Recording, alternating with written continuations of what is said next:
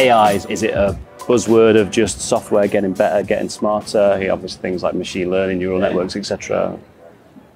Are we seeing real advances, or are we still at quite a nice point in the hype curve? I think that there's certainly, it is the hot thing of the moment. The good news is that it actually does have real practical applications that we're already seeing.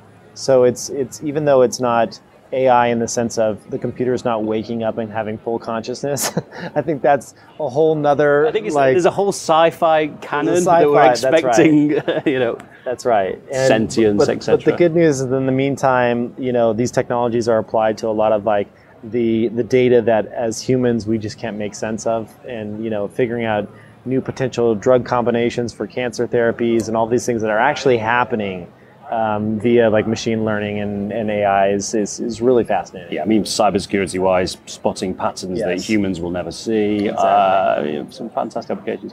We should quickly, I've got a few questions about Dig and Dignation in particular, because I saw you do a live Dignation at Future of Web Apps in London, maybe 2009. Sounds about right. It was chaos. Our boss is keen for us to try and do some live podcasts on stage.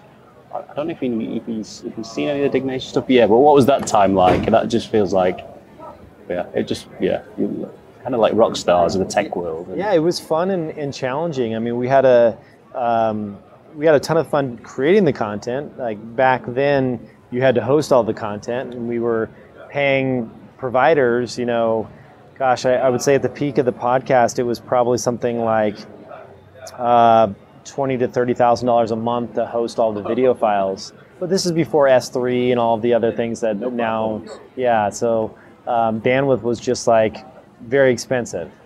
So it's nice to see all these technologies finally getting to the point to where we can do a lot of really fun things on the cheap. So, that's something I pay attention to. We're trying to do our best and following your path, etc. Coming back on into platforms leads is nice. I guess the big banking trend at the moment is platforms, APIs. Can banks build platforms? Can they build APIs as sweet as Stripe? What do you think? Do you think banks have it in them to, change to a platform mindset, or is that again a real strength that Silicon Valley startups and startups from around the world will have? Yeah, I mean, it's certainly, I think that startups are a lot more, or banks are certainly a lot more risk adverse than a standard startup, and so it's really hard for these big behemoths to become nimble companies when it's not just in their DNA. But I think that there'll be enough of this kind of Stripes of the world that'll be kind of force their hands to really loosen up on some of those internal kind of principles that they have around building some of this stuff and opening up the data. But ultimately, I'm sure we'll continue to see some disruption from these startups. I think Stripe for me are one of the great companies in that they kind of came out of nowhere, and Braintree at a similar time, and PayPal.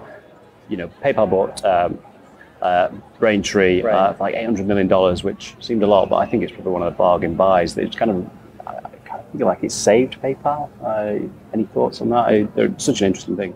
Yeah, it was crazy. We were looking at doing a round of funding in Braintree just before they were acquired at Google Ventures. So to watch all of that unfold, but that was a great business. So is Stripe for that matter. Just really reducing something very complex down to a few API calls is always going to win.